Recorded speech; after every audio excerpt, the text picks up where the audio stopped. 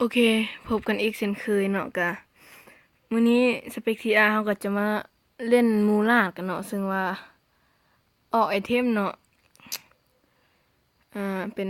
ออกไอเทมมูลาดแบบว่าเป็นสายดาเมจล้วนๆเลยเนาะจังไดก็ไปอยู่ในหน้าเกมกันเลยซึ่งวันนี้เราจะไปนำหมู่เฮาเนาะโอเคเข้ามาอยู่หน้าเกมแล้วเนาะเสียงออกมาจะได้ก็ขออภัยเนาะบ่ได้ใช้ไมค์พากย์ก็ถือว่าเดี๋ยวขอซองมูลาดก่อนแป๊บอ้าวบ่เห็นมูลาดเลยเด้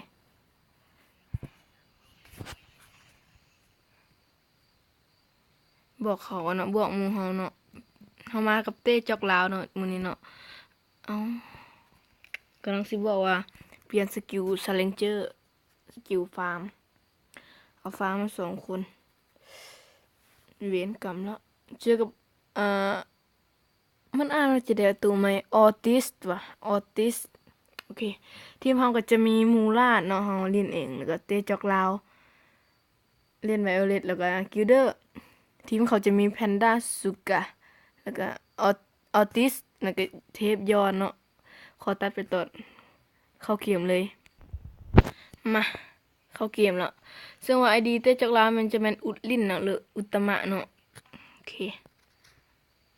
มานี่ก่อนมาแกงก่อนไปใส่แกงก่อนมาแกงก่อนมันเห็นมันถอยเนาะถอยเอ้ยมีคิวดอฟาร์มไปก่อนเนาะโอเคเนี่ยได้อยู่มาอย่างมาอย่างเอาโอ้เธอยังเห็นอย่างบ่ได้เนาะบ่ฮอดเวล4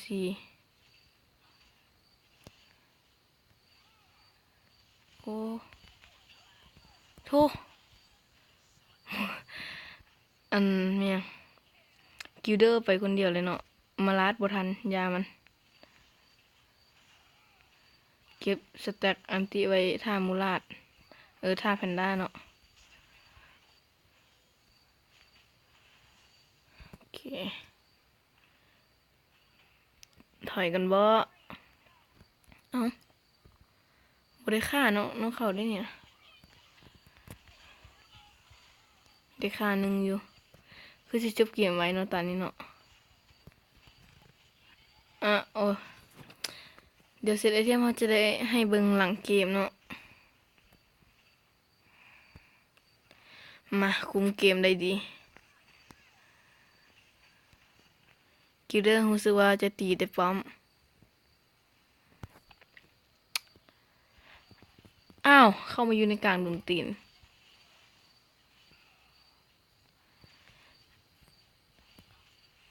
โอเค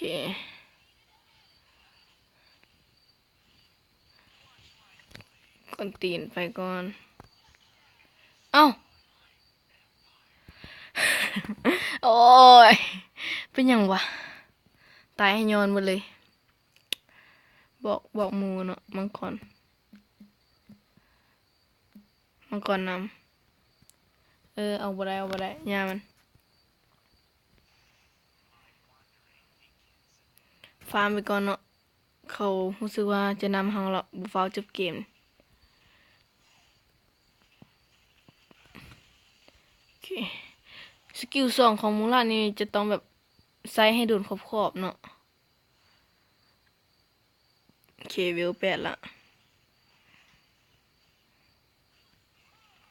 2 3 4กลับมาโอเคสเต็ปประมาณนี้เนาะถ้าลีอยู่ป่าใดแห่งดีคิวดอคิวดอโอ้ประหยัดบ่ทันซับ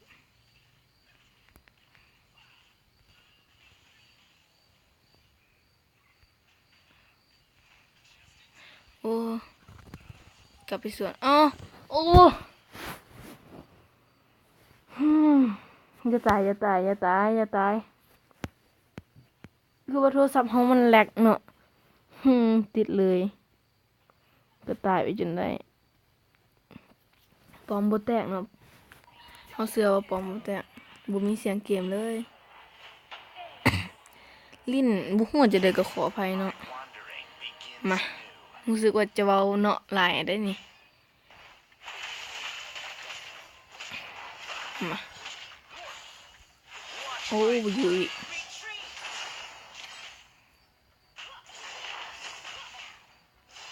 Pause. Rewind. กลับมา มันเสียอันติแล้วบ่โอ้ยวิด Stepping through.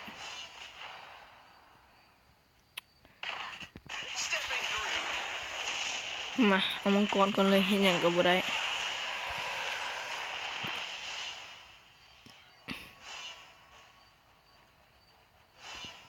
เอาเลยบ่ดักได้บ่สิโอเคดับเบิลคิวทริปเปิลคิวโอเคงามโอเคจบเกมแล้วเนาะจบเลยเป็นคนที่แบบว่าบ่ยอมอ้อนให้ใครโอ้ยว้าวบ่ทัน มาจะให้ไปเบิ่งเซตไอเทมกันเนาะว่ามันเป็นจะดอกเป็นจะได้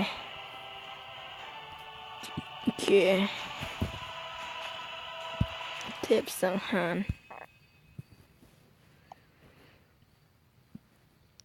มา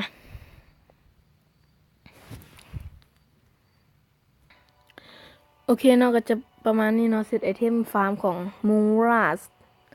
ซึ่งเราจะขอมาปรับเปลี่ยนหน่อยนึงเนาะเพราะว่ามูราสขออภัยเด้ออุตตมะเขาจะเอาตัวใดออกวะซึ่งว่าเกือบนี้เขาจะบ่เอาเป็นอันนี้เนาะเกือบนี้เขาจะเอาเป็นนี่เขาจะมาเอาเป็นตัวจะได้แป๊บนี่ใส่กันเมฆเนาะโอเคยืนยันประมาณนี้เราเสร็จไอเทมเนาะถ้าไปมักกดไลค์กดแชร์เด้อเป็นจะได้ก็ขอให้กดติดตามกดแชร์หลายๆแหละบ๊ายบายเจอกันคลิปหน้าเด้อเป็นกำลังใจให้แน่